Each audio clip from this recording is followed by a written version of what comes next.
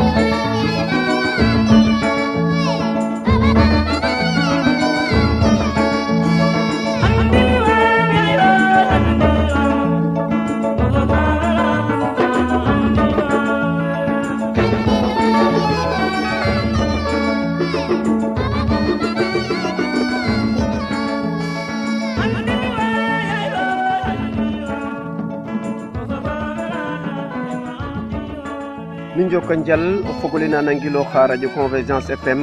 radio etan na geno xarna ɓasilne afrique 103.9 i ndef meek andoona yee ten refu castor avenue bourguiba immeuble lambert émission kiri nen ngel ne nete fi'tan a reta no caate ke xaye koy i ngarana nuun no saate fa na xooytel waxal jam a xe refa na région na Fatick département Fatick arrondissement Niakhar commune Patar waxal jam o nanga reta maaga koy o xatanga Dakar waaga gar bo Bambey o fudooxanga Bambey o waaɗik waxal jam a felangang waaga xat Dakar ɓeer Fatick o garanga bo Fatick o fudoox ret no saax laaga na xooytel Niakhar après Niakhar waxal jam te ref saax la andoona yee 7 quartier deno ndefu no saax le waxal jam koy xaye équipe ne andoona yee ten ndefu radio convergence FM i ngara meek i mbaxtaanta keek andoona yee ten refu histoire saate fe o xena fi'an kana in teno tel Pape in Augustin Abdou Gning ndaa i pare'anga teen o xeek andoona yee ten refu directeur école fe andoona yee soldat de l'éducation Amadou Sané ten xana fi'an na in i ngatanga maaga no coté rew we xeek andoona yee ten refu Aïssatou Pouy xana fi'an na in fo xeek andoona yee aussi tam ten refu Cheikh Diop ndaa koy oxe andoona yee ten na xurka den no émission ne Khadijatou Dioba Djouba alliance Ndogo Diène ten koy na waxtaan ka fa den no keek andoona yee a reta no activité den i ndet koy bala i tarde a no keek andoona yee ten refu cosaan saate fe Pape in Augustin Abdou Gning i ngaƴong o simnir fo auditeur ke andoona yee a mbenangilooxa 103.9 o laya in an ref Abdou Gning bala i ndoka no histoire saate fe. Merci nuun o fog ole maxey simna nuun na kon nuun fa a simanxol nuun Augustin Abdou Gning a ñiñing waxal jam alene gen no saax le waxal jam fop maaga fogaam maaga waagum o say teen. D'accord Augustin Abdou Gning ke i eetango lamit xa atu gon waxal jam? gon waxal jam koy te atuna yatem we de den eetu no saate fe waxal jam. Yatem ndaa o taan in a gara soɓa yatem we de ci'a in o tew ye i ngara koy in cosaan in oxe reɗa soose o refna o taan in yeta garna a ɓisiid Alpha Ouma Binda yatem we a ngarangama ten te oxa ñiinga rek ye to yaaga o taan in nane a seereer so ta laya dene wax leen jam de wax leen jam kene ten jaru fo wax jam Alpha le jartuna yit oxe ñoowa meen bo ndiik in ñiñiñ we in na lamatiran bo me ta refna xaye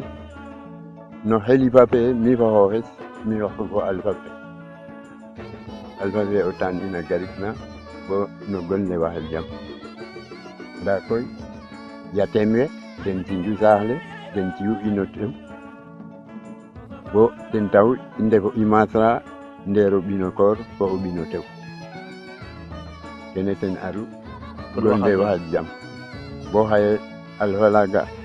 atna gon le waxel jam o taan ina atna o xaafami xaye oxu yoqna o maak ret xelifa fe wona saqtan o xana ndoke saay etan meek nek no saax le waxal jam est ce que yaam wo roga fi'a wexe meen bo ndiiki est ce que waaga garana ino ndik rek etan nam nu ñoowteeglu meek no saate etan a ɗom a tig de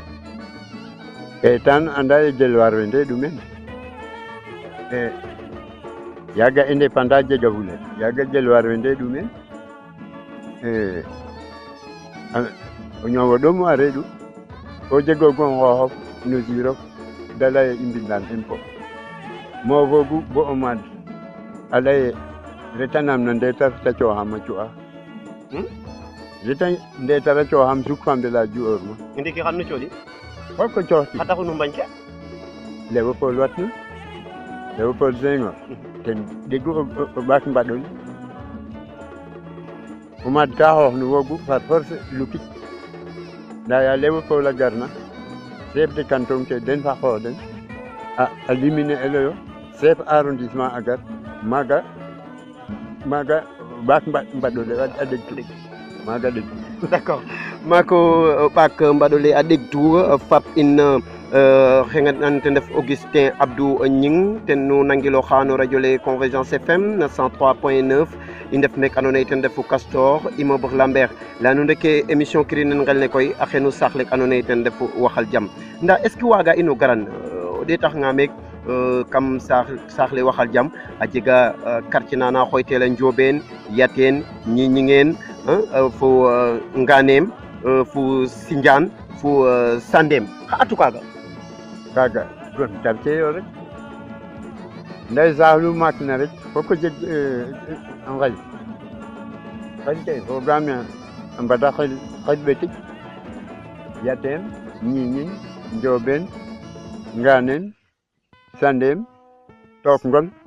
parce que deg fa maak fa yaana den na xooywa Waxal Jam to Took Ngol a ne'eyo Took Ngol a ne'eyo i yaam Yatem we yeda inuna ba ngaroyo no saate fe ta layele inde ka mbugma i Sindianena da laya dene Yatem fo Ñiñinga laya dene Sindian yo den Took Ngol na ça fait mene forage fe retna Ngol a reeɗu ten taxu da lay u dene Sindian yo den Took Ngol na i ok mais i ngar no cosaan nanam meek nek ngariñ nun ne histoire na marit ngariñ in ne waamo lay teeno ndik de nda ngariñ in ne moom o xene ten papuma a lamunoyo te refu gare ta rewe ngariñ ne ka moofoyo moof bo a nga ngariñ ne naan cip fo ɓaaxum yaam a soɓa me ta inoor ina o laƴ a godin a fe'andoor ɓaax le pour o maasin fe tola ta xesa a fuuru a gara naan cip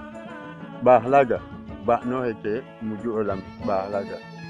ta ref gare ta rewe den na lamatira ɓaax laaga mais ngariñ ne nu ande tama xat mi boog yaam histoire moom ko daya me waroona and rek o cooxo kendof a jeganga ka ta ɓaatna ta ɓaatin ta d'accord i nga'a meek aussi andimo njuumange aussi waaga teen o gar njuumo moom Yatem we den jegu o njuumoxe i ndaa yit in fa den ndeerun Ñiñing we fo Yatem we den ndeeru o njuumoxe den ndeeru teen a nqeɗa teen a njeganga o njaax ɗat a ndeta nqeɗik ta tiga bugo jom anda den da ndeta nqeɗik ta yaqane koy bo wiin we fop a mbugna o nduuf mbaase ka sutu saax le fop na xooyel ndaa koy seke refe mat ɗik wene den jegu mais est ce que a mosa jopir de engrais rek te a jam mose njopir ta nqet ta jaɓ ne nu mosa ngeɗ itam jaɓe i aƴe ndaa mosaamo jopir nqet ta jaɓ ke wid'una directeur fa yene ka i moof bo ta bugo apit feel ndaa i nqeɗ'a bo ta jaɓ bo te jaɓ no kaaga bo waagate rek oy nuno ndamun meeke yaaga waagate sutu sa oy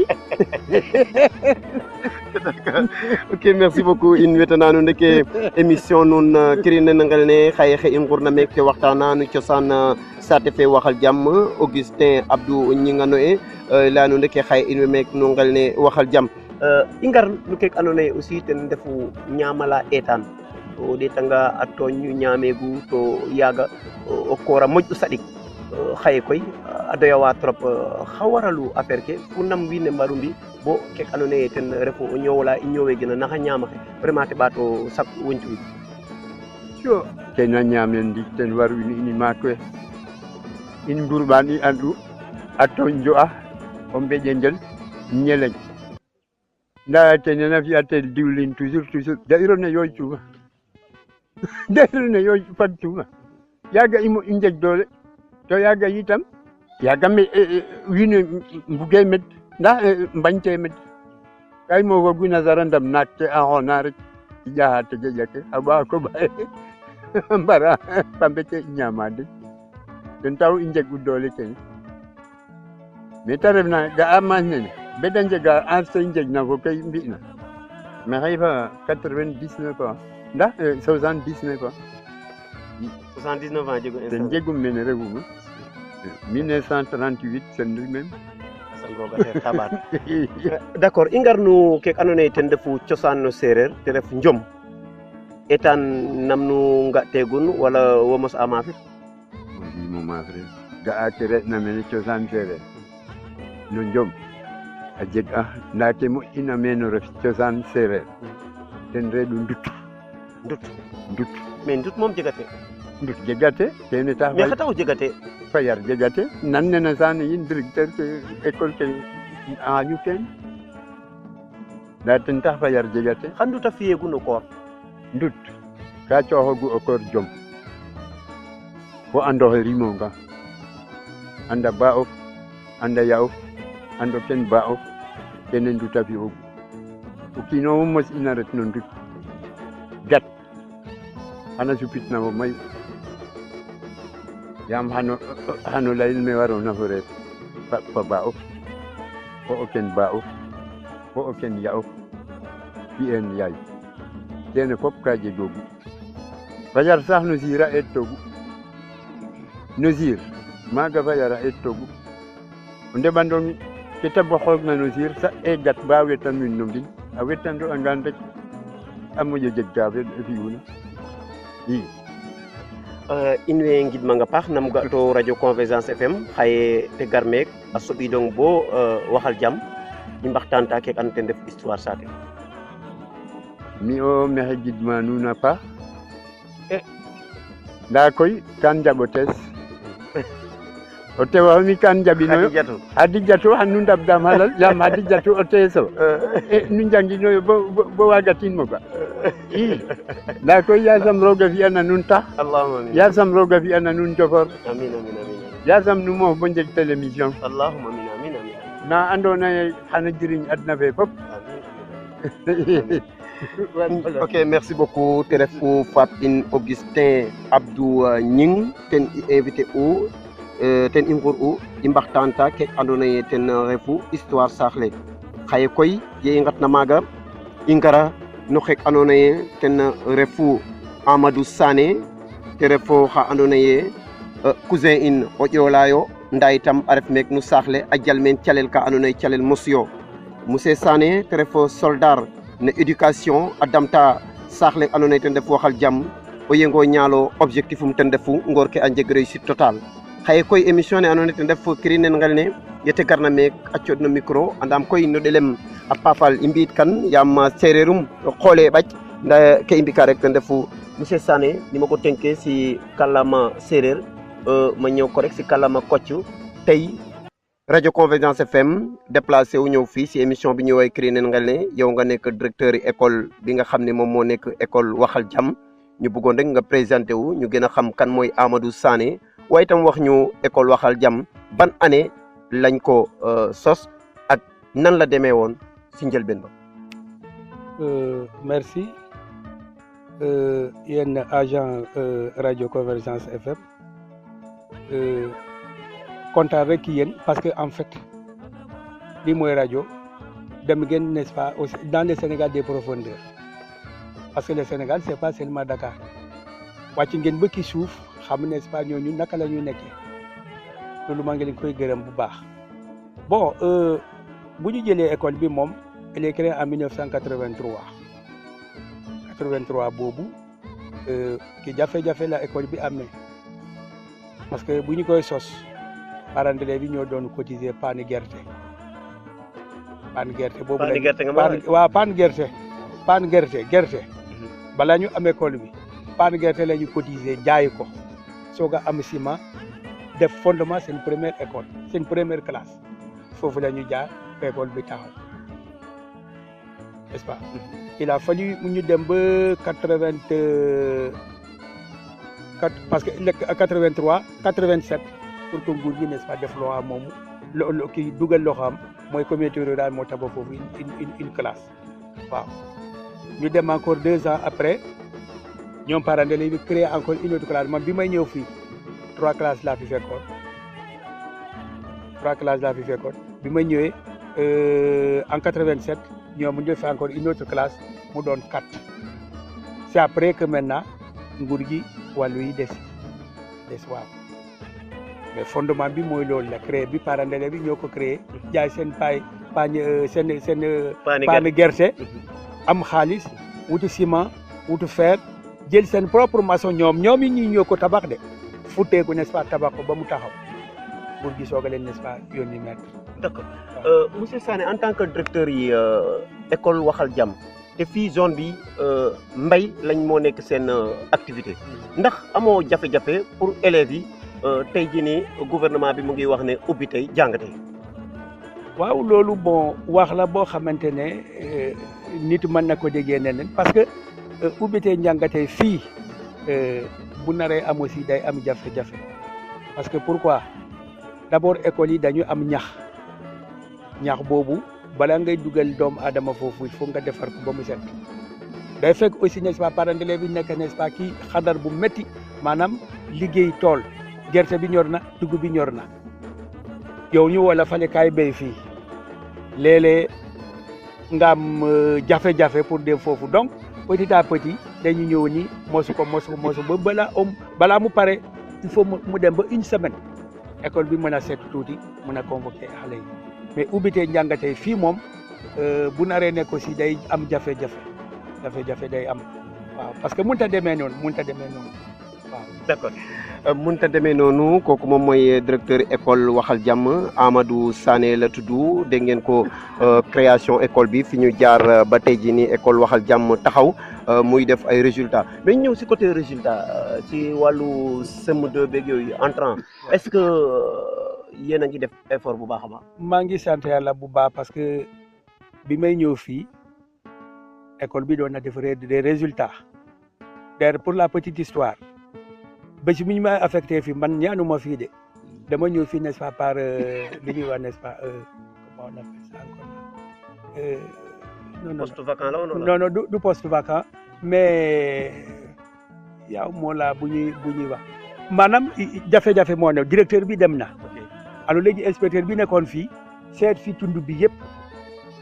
kan moo mën a ñëw n'est-ce pas régler boobu jafe-jafe boobu la ma jëlee mbul indi ma ko fi boobu la ma jëlee mbul indi ko fii donc bi ma ñëwee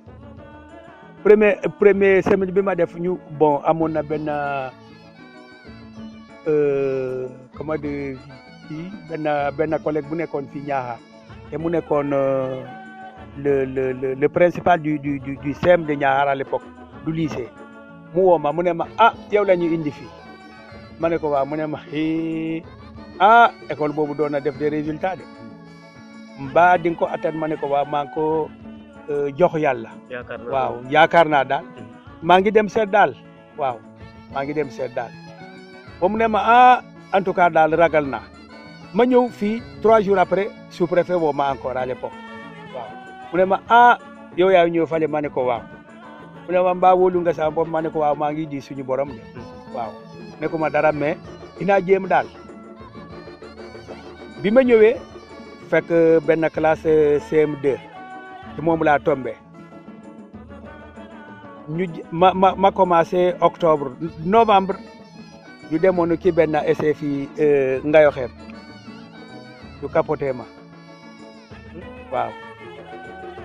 dama jógee Ngayoxeem à 5 heures balaa ma jot fii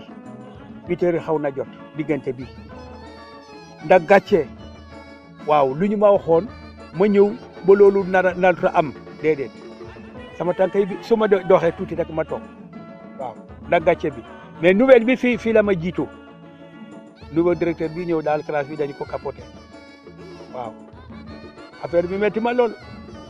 ma toog rek ñaan yàlla rek xam ne bon du sama coobare bu dee futteeku ak ñefe kooku am naa ko te mën naa ko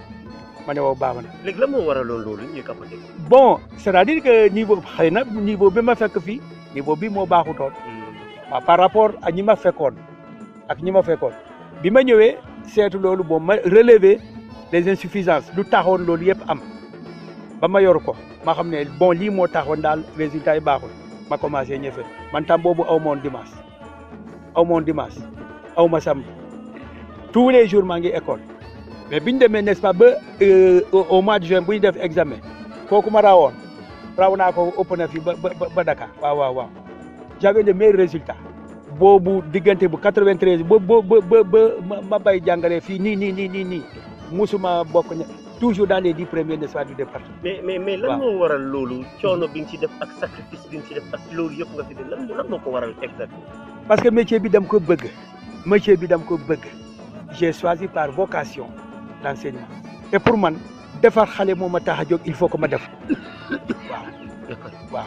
monsieur Sané la ñu invité seen émission Kiri Nangal ne dégg ngeen ko nag en langue wolof la ñuy wax ak moom ndax suñu cousin Joola la te séeréer bi sax seet na tuuti waaye nag dañoo préféré pour li muy gën a wax ñu jël ko si langue wolof. ñu ñëw si li nga xam moom mooy école bi gis na bunt bi na mu mel vraiment des na c'est vrai que miire nañ ko ay miir bu gàtt la en plus courant amul fa loolu am fa ak résultat bi ngay def yëpp monsieur Sané est-ce que yéen yi jar na ko quand même. bon toujours dama koy def un cri de cœur école bu toll nii jégee tali bi à 4 mètres de la chaussée biir bi toll nii fu nekk bind naa foofu pour ñu jàppale ma awma ba léegi bind naa inspection ñëw nañu ba foofu mu gis ñëw na ba toog ma ne ko di gis nga ko waaw dama bëgg boo leen amee projet construction ngeen jàppale ma ba léegi gisaguma dara et loolu chaque fois su ma toogee ak ñoom loolu laa leen di wax ma ne leen encore un autre problème est là je suis à 4 mètres de la chaussée élèves yi mbir bi dafa gàtt léeg-léeg ñu génne du ma leen gis dem ci tali bi bu dara xewee rek mara dee taan problème bu rëy la mais bu mbir bi kawee ko ñu am buntu dinaa mën a surveiller n'est-ce pas sorti booy mais fi mu toll mënatuma fu nekk la ñuy génn loolu bon c'est un cri de cœur jooy naa ko fu nekk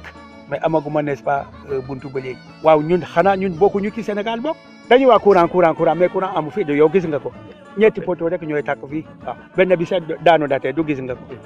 lii nit mën na ko wooye courant loolu jafe-jafe boobu ñu ngi koy am bi may commencé waa loolu laa wax ma ne bon le Sénégal c'est pas seulement Dakar vous avez creusé n'est-ce pas le Sénégal des profondeurs lii mooy rajo ñëw ba fii nii c'est à combien de kilomètres de Dakar mais ba ngeen seen soxla ñëw ba fii ba xam n'est-ce pas nit ñi ni ñuy dundoo fii loolu mooy rajo vraiment xanaa gërëm leen bu baax n'est-ce pas ñaax leen ngeen continuer ci lii xanaa boo leen defee ay dëkk bu yàggee ku nekk dina xam n'est-ce pas seen njëriñ war naa la sànq ne c'est une radio que j'écoute bien parce que c'est une émission ça m'intéresse beaucoup émission scientifique di ngeen di def avec n'est-ce pas le professeur Cheikh Anta Diop yooyu daf may encourager ma xam lan mooy adduna parce que moom toujours il a dit le combat des langues nationales c'est le premier combat n'est-ce pas du Sénégal pour arriver au développement loolu dama ko def n'est-ce pas un livre de chevet waaw dama ko gëm yaakaar naa ne nguur gi aussi mu ngi koy gëm léegi cette année même les langues nationales vont commencer à entrer dans les écoles. o fogole na nangilo xayin na 103.9 Convergence FM nu nangilo xega xek ando xek nu nangilo xegina ten ref Amadou Sané te ref directeur Waxal Jam nu nana calel mosuke ando naye a fiyan nda itam in leya we ando naye deno ndefu no gouvernement fe ambe leya PCE fe te ref Sénégal émergent nda Waxal Jam émergent a fule yam courant fe a garay bo den dal ndax a joxanga menga a poto lamp ke kaɓa ka ando naye comme pétrole rek o vraiment fada ndamtelo a lamta a tamtala ando naye Waxal Jam a mérite wa mayu yam aussi o garanga jeune ke mbe njanga a maya ka ando naye a jega Waxal Jam to itam cosaan mbeccirano yaag itam fada ndamta den a paax a paax i ngar u no saax lek na xooytel Waxal Jam ye i ngarna meen koy nu anda ye i mbaage ngar no saax le bo ngaad to i eet ke oxe andoona yee ten refu premier magistrat de la ville de Patar Sine ya xooytel Aliou Diallo te ref oxa andoona yee o yengo ñaalo axe ñaaƴa pour commune Patar a mbaagonga a qoox den fo itam difficulté ke andoona yee mbi ñoowano te waaga den teen o sut a paax and ref Aliou Diallo i ngar te simnir fo fog ole a garana in na résumé rek a laya in an ref Aliou Diallo i ndok no keek andoona yee ten refu lamit ke Aliou Diallo o genu Patar o a refa tukulóor o tik anaame xeene xana jaxdano no ndik parce que ndoke e sereer o fa président def tukulóor murimel mene koy gen saax le jangit men refu population fe a bugaam lool bo da mbi'am président communautaire actuellement a mbi'am maire Patar Sine. d'accord Aliou Diallo est ce que waaga ino o layano ndik rek comme Aliou Diallo a ɓeeru ba a ref meek andoona yee ten ref Patar na cangum no parcours um no parcours es xana mi Diouma Nuclor rimtem jang Patar jegma entré en 6e admi école militaire mu ret Bango école militaire jangik maaga jegdum bac sogo ret na layel UIT fi maaga génie civil technicien supérieur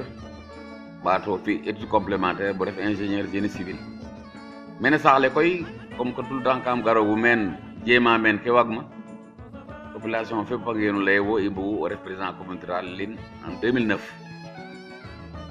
yaaga bo ndiik koy fi'im politique société civile refum nda chaque fois ka mbokatora da laye mi de mbugu refana den meen ten taxum ref maire actuellement maire de la commune de Patar Sine depuis 2014. d'accord i ngar u no village fe andoona yee ten ref Waxal Jam to te fogu no commune of village faaga i nga'a calel ke andoona yee nu mbi'an maaga ndaa jega mayu ka andoona yee a yoqa maaga monsieur le maire est ce que a jega ka andoona yee waaga in teen o xoolan surtout courant fa andoona yee a fadiida maaga to fudooxe ndaa itam o ɗeetanga CM na clôture den na vraiment ka raɓ lool to aussi mayu a waaga taaga jeg même xe andoona yee ten ref monsieur Sané toujours a xede ka ɓay we andoona yee a mbaagan teen o ndamit pour clôture na ɓaatel est ce que en tant que maire a jega ka andoona yee nuun we ngeenooxa teen en tant que maire ngeno ten a paax parce que nene ga'a courant fe ka fiyel depuis temps Ablaye Wade a fi'e a zer fi'un yete fi'una koy appel d'offre a jeg ten problème bo ndiik in way ndoka sutwa courant fe xe kaɓa kam saax le nda pin ke mbaage njeg courant parce que tiye bo ndiik ndegle e problème contrat fene andoona yee ten reeɗu ndeer xe fi'na courant fe fo maad ne no kene ndefu lijtayo in way ñaaƴa ten parce que courant waage gar no saax pin ke mbaage bénéficiaire ten kene ɗomu yo i andan a paax te in way laya ten in way ndama ten in way njema ten ke i mbaagna courant fene sax mote kam Waxel Jam o ga'anga Waxel Jam pin leŋ ke soom njegu courant te kene refe ka andoona yee a faaxa taaga parce que quartier mayu yo a jak sen wara jeg ten wene fop ka mbaro njeg courant kene itam fogaame mairie fe oxe ñaaƴa ten ka ñaaƴ leŋ ke waagano lay xeña waagano ga ndaa koy in mene i ndime i anda ke refna meen in way ñaaƴa sutwa ndeta ngara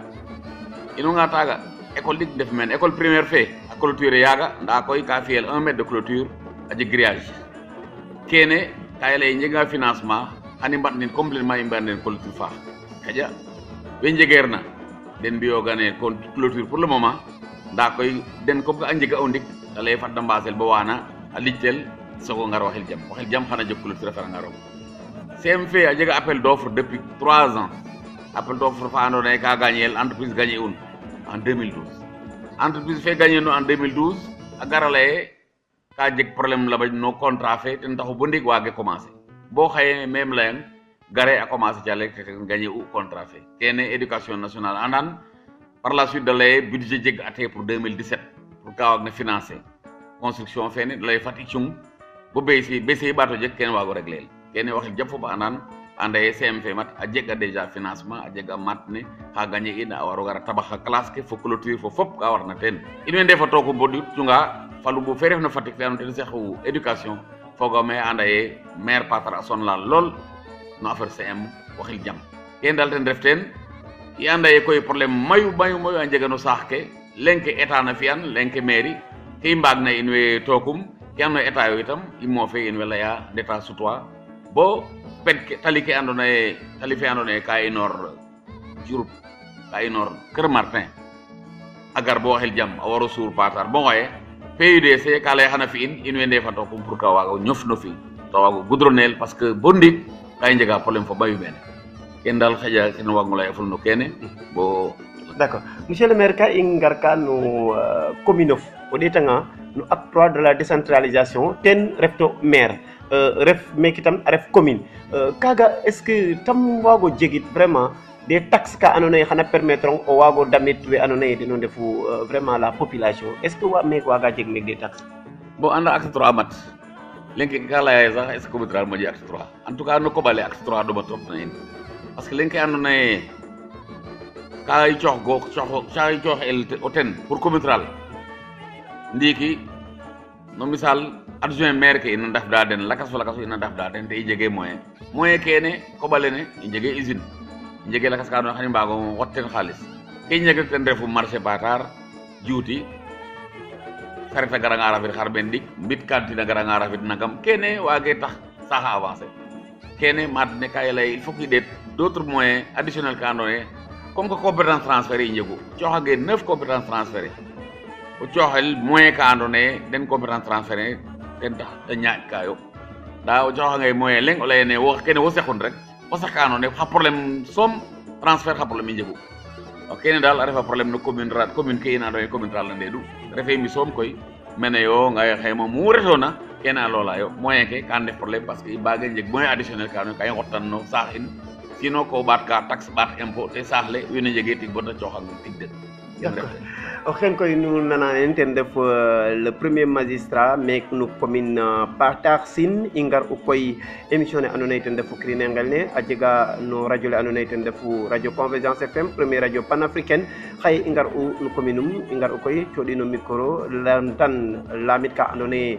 we andoona yee den o na ñoowa na waxal jam ndef problème den nda itam a ata ten a xoolatin a paax a paax monsieur le maire nam ga to radio Convergence FM feex andoona yee a xata depuis Dakar a gar bo waxal jam roga fi te gar no commune of kene koy ka lalta ye radio panafricaine ndefu parce que andame au delà de Dakar ñaaƴa reta kam Sénégal reta no saax leŋ ke ka ref ka andoona yee a faaxa lool parce que o kiin bonga ad ɗoyum il faut gar bo ga'in ndaa o moofanga maana rek in i mbaage njeg moyen ka andoona yee mbida wiin we laya den problème in ken mbi'na i content na ten trop convergence ka i nangilwaa toujours parce que i anda ye radio maako radio fa andoona yee vraiment ka sutwa problème ke carrément pour wiin we mbaago régler problème kene in way ngidma nuun a paax no kene laya nuun ee inu mat nu i ndefna population yi rek i ndeftu meen njeema njeem rek ka i mbaagna mbi pour dimle wiin we min jokkal jalo xen nane gina te ref Aliou Diallo a ref maire mek andoona yee ten refu Patar Sine a ref oxa andoona yee vraiment ye i ngarna aussi no commune fe i nga meen te jal calel mosu no caate mayu ka andoona yee a mbe meek no commune fe a xereta maaga aussi tam na soɓ ka we andoona yee den ndef population fe a refa ka andoona yee ka jegna solo yo in way ngidman a paax no keek andoona yee aussi tam keek te jaɓan na in bo xaye nu mbaago nan keek andoona yee ten refu programme um no commune Patar Sine o xel rek ina no micro le Makayre Ndiaye a yoon fa Khadijatou Ndogou Diene mek no radio le Convergence FM keek i ngotanit nuun mek andoona yee ten refu waxal jam i ngaƴo xek andoona yee ten refu Khadijatou Ndogou Diene te a continuer no keek andoona yee ten refu émission nek andoona yee ten refu Krine Ngel ne Khadijatou o ñuxro le xene wa njoko njal di jema comme ne laytanoona rek simnaaxong a paax a paax comme ne laytanoona rek laya fo we ando naye ndefu paap ke in nangilo xa den a paax a paax kan i ngar ka no ke ando naye ten refu rew we rek lay fa den aussi no ke ando naye ten refu calel den fo ke ando naye ten refu a ɗoman den kam saate fe ka ando naye a soxla anoyo to njegiranoyo len koy xoy ka ten ten refu Aïssatou Pouye rek te lay teen o ndik bala dara koy kam simin kan xaƴin te simnir fa ando naye den refu fogole nangilooxa radio Convergence FM 103.9 Aïssatou nam fiyo fogole maxey xirwa nuun na kon simangol nuun xelwa o kooroxe andim gonum na dije mak jarajef xelwang Khady bo ndeɓandongo yaru kam saax le kene wa ino ñako jeg yaam bo anda we ndimonga an we maagonga kam ngel ne waxal jam jarajef Diop ten refu o ñëw nuun kam saate fe nu njalan pour ndamta ten we ando naye ten refu ɓasil nuun kaaga bugum o layaam in kino ke i ndamta ɓasil in kam saax le a qooqale ne nqooxa i yaakaru yo ongu i njegna i njikwin ndamtit teen ɓasil ne in ndax da njufa paam yaam wax deg deno ka njanga to i mbuga da arriver o tigo feet to i njege lakas ka i ndamtit na den o ngene ngos na ka i ngoɗda comité i ngoɓdanga i ngajir xaalis fe ɗaxa teen soxla in waxtu fadanga i ndabdin parce que kene fop ñak ndimbalo rek yaam i njeganga ndimbal andum kene fop awa ñak teen nu mbaganga dal ndamta in rek job ta faax kaga inoranga maga rek kam lamtang ndax nun affaire ke an financement ndax fadida meke nun way ñowan kam saate fe wala kaga bo ndiik a jega kam saate quartier ke da refna nda in wene bo ndiik i mboga fule teen kam financement kene bo ndiik i mboga fule teen ay fatu xa waralu kaga andum ñako yo'nu rek a refa i fo ñako andel wena yo'nuwa a ñaaƴa mbida o we ndimle elo yo andum in newtu doole in tax o leŋ waage anda in ba waago dimle a in est ce que nu way yo'no xane mbarna yo'norit Aissatou in way njema o ndik de ndiki nananga comme nun wagamo lamta nuun ndax nun njega jafe-jafe affaire foofi wala comme weke a leya ndiki kam courant fe ale courant fe fay meen nda ɗetangan sa comme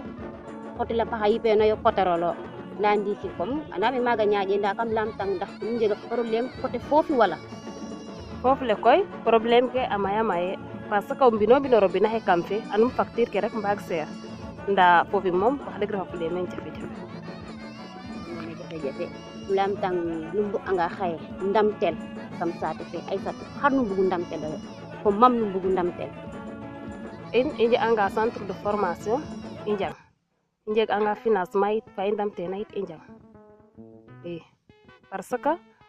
centre de formation refanga mene andum kuta wetitna ina njala ten andum xa i mbago ngos na ten o ndik bo njeg ke i mbugna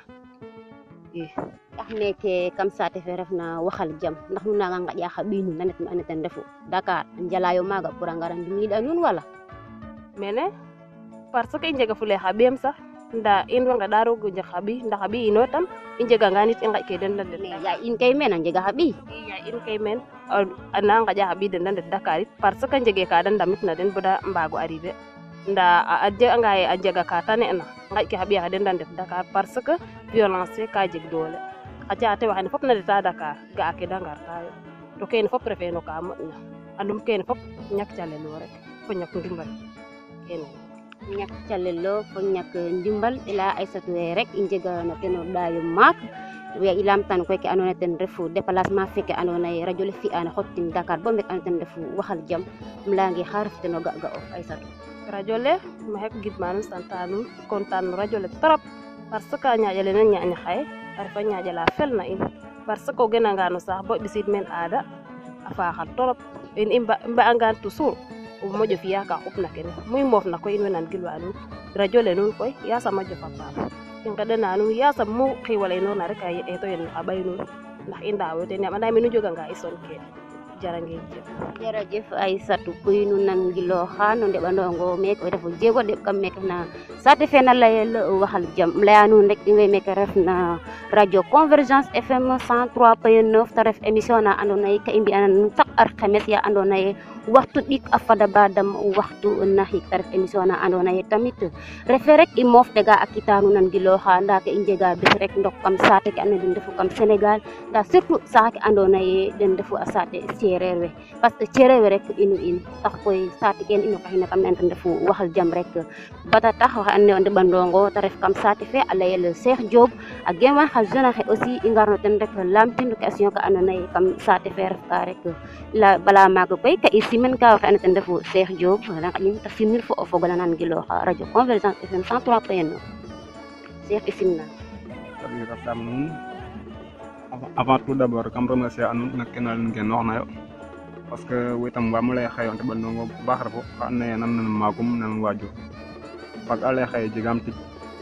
ɓis na mbiño lakas mais xalat ten dara avant tout d'abord ke etona xalat ten refu ngel cosanof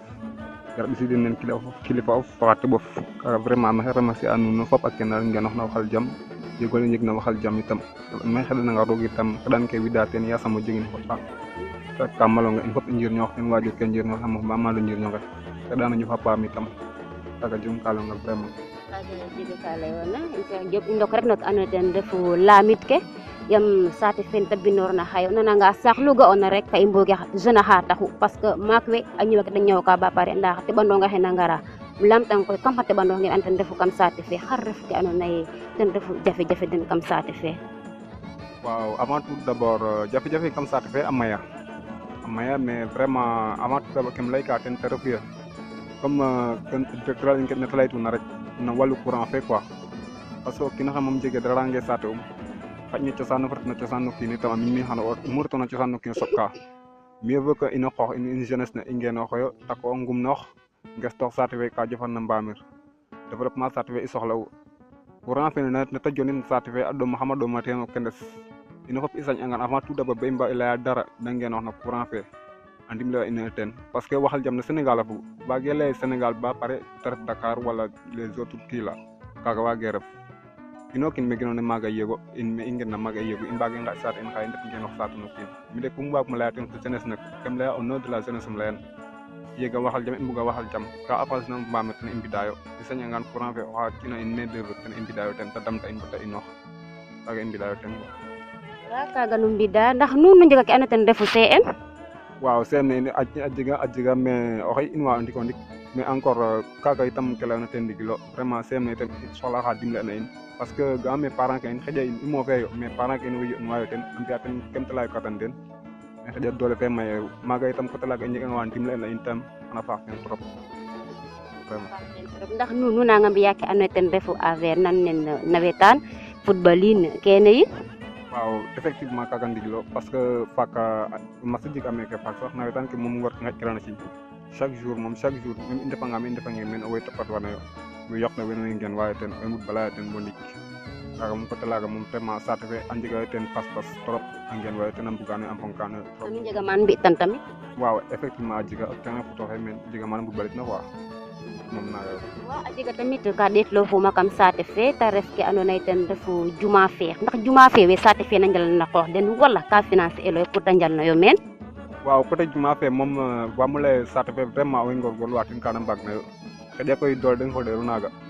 mais itam ina ngeɗa fogole fop ku mu kiina refna rek nangilo xa radio le o jeganga ka fiyona ten wala ka dimle'oona in ten o dimle'a in ten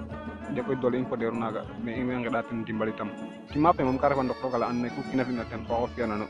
fi'an am Samba fi'an ma Demba xooxof fi'anano parce que ndafid roogo a ndok roogo itam roog na rafid ku fi'ona ten roog na rafid résultat ka po ga'an ref mbamir na mene moom coté lene moom juma fe in way ngeɗa ten ndimbal a paax encore en plus vraiment waaw bo ndik rek na Convergence FM 103 in ndefu yo rek ta ref Cheikh Diop um laamta koy a Cheikh Diop ke andoona yee comme ten en tant que jeune kam saate fe ndax den a njega ka andoona yee way njalanoyo kam saate fe a njega manam a njegayo calel kam saate fe bata tax déplacer ox ke yo a ndetayo saate ke lakas a mbaɗkayo maaga ndax Cheikh Diop kaaga a jega kam saate fe wala non coté laaga moom vraiment im layanga toroga tax moom wax dëgg coté laaga jega fule vraiment jega fule parce que o nanga ngor ke ngaƴayo mene a ndetayo Dakar glace a xañtarakayo maaga ñak manque de moyen yo jeg ma ñak ma jaltoona yo parce que xaye saate fe waamo lay a njeganga ma ndam nayo moy ten way déplacer wa ndeta glace a xanjalkayo ngarayo a njeganga ma ndam na xaye ndef ke yo maaga mais coté laaga ka njege wa ndamit na den to encore en plus i mof anga ino fop concerté u yo peut-être i mba trouver o point la andoona yee i mba yonoyo ten mais xaƴa a moofale mayeeru comme nan nena mi andoona yee nange moofayo mais a soɓanga ino fop i nqetoyo meen xan i mbaxtaanoyo ten a paax to vraiment kana joxna saate fe mbamel kaaga i mbidayo parce que saate fe i ndime kaaf ke i mene ndime ma ke i mene i soɓuyo ten donc kida ñoowa kaaga i mbaagu ñoow ka jofina saate fe mbamel i mbida vraiment i njeganga ten ndimbalit xana paax coté laaga moom i njeginanoyo oxa damit na in wax dëgg ten ndimbal xana faax Cheikh Diop i ndef no adna fa andoona yee xaye o kiin o kiin ko inooxata est ce que nuun nu njega nan nen mouvement kam saate fe wala association kam saate fe xa andoona yee xana waag o damta nuun no mayu ndax nuun kan moofa moof nene rek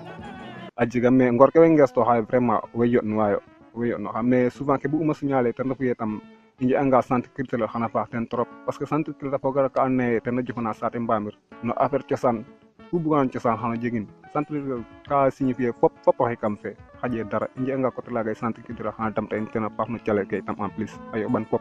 te yoɓan fop oxaaga re'u Cheikh Diop a re'u koy o ndeɓandong kam waxal jam i ngidman a paax a paax no ke andoona yee xa ñuxur axe a yoɗaan meeke um laya rek koy bala maaga sax i ngaƴkan rek um laamtin ke andoona yee ten refu radio le refna Convergence FM 103.9 a inoor mana refna Dakar a gar bo meeke refna waxal jam pour rek an ke andoona yee ten refu situation waxal jam waye waxal jam nama moftu waye ke refna cosaan waxal jam kon Cheikh Diop xar laya radio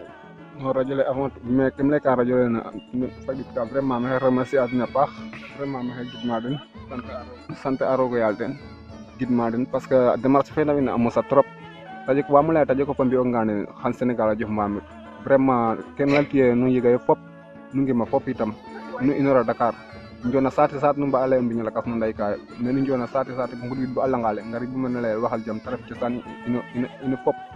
wax deug vraiment gidmama de santé amade képp xuna jëlaten me xel da nga rogo yalla ke widaten yasam roga fi an moten afenu ten bu widaten yasam roga fi ten jam itam in fop njirn ten waju ke njir ñox ten bepp xu fokk na radio rek me xel dan rog bena directeur fa ba wax farna Allah fop me xel dan den rogo yalla ya den jam acino fokk serer fop itam képp xof na doomi adam me ñaan nang itam fo wol danel rogo yok ke wal ke xadi vraiment wo ka indamerci ang parce que nga démarche fe of ya nga ak kena ke geno xona sate fe waxelal tayo bi sate fere gima ci sani tam vraiment après nga mo man xay croiser les bras lay bis ñu xal jama mais vraiment ko xay fop ñu wax garid lay ngel na sate wax jambat ka xay bis mi di kef na ci sanes gesto waju gesto xatte bes gesto ma ges fop vraiment itam wo cioda in cieur respecta fop ino koy ñu wé ci ñëp avant tout mi xam concert of ngor ke waxtan fa den in ba ngambar association na andona tan fu tous les jeunes toute la jeunesse de Waxal Jam pour de concert wax ande fa association pour soutenir khadi xan injé mi yo bepp xoram na sate fe o xamna Dakar ko xan injé mobiliser wax mbaxtane yo ten kaga mi nekk ken après xan na ne mi ko mbaxtane yo ten vraiment xan bëgg waxtan inshallah wa njoko njal na num nanam kele na baax mi itam kam gidim kang rek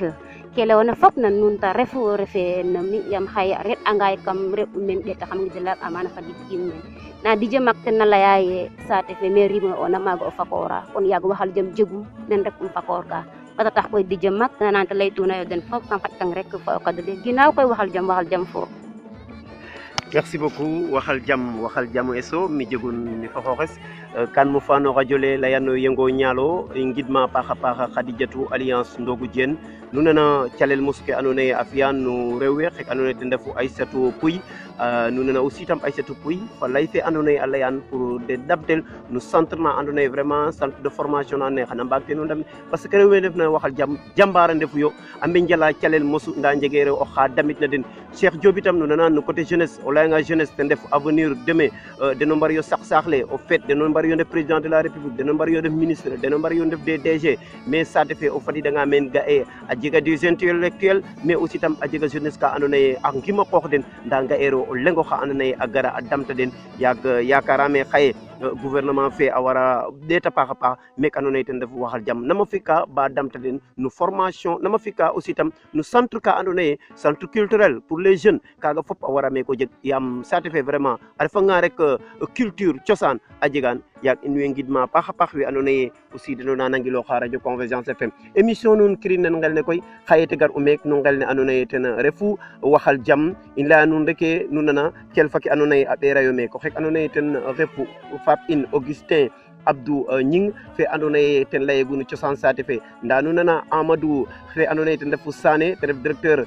école ne andone ten refu école Waxal Jam calel mosuke andone a fiyan men Khadijatou ndogo jen nu nana we andone a laya fa den te ref Aïssatou Pouy fo xe and ten ref Cheikh Diop in way ngidma nuun a paax a paax we ndam nañu émission ne xaye bo te jeg bo i mbadid meek na Waxal Jam in way ngidma Fap in Semou Diop fe andona ye xaye i ngaranga meek na Waxal Jam no ɓayum roog a ɓeera nuun nda itam i ngeɗanan o xuuɗo ɓaal ngeɗanan aussi tam roog ten jegu ten waagu yasam rooga a damtin a paax a paax no projet meek andona ye ten refu Waxal Jam fo xeen ya na Waxal Jam nda i pare ke to i ngidme xek andona ye toujours kan layene homme de développement un référence te ref xek andona ye ten ref Mamadou Kama fe andona ye xaye i mbadidanga bo meek ten itam vraiment accompagner in no tous les moyens a yonid fa in meek nek te ref oxa andona ye aussi tam a xey yo'noxa no politique te ref PRDS in way ngidman a paax a paax laya dene ke de mbugna den o an no yasam roga damta den a paax a paax i ngar ina meek no Waxal Jam te ref o Khadijatou alliance ndogo jen fa dije maak radio Convergence FM ten soɓid nuun nun we na nangiloox xam to nu ndef no caate lakas in way ngara maaga andona ye ten refu caate nuun nu njoko njal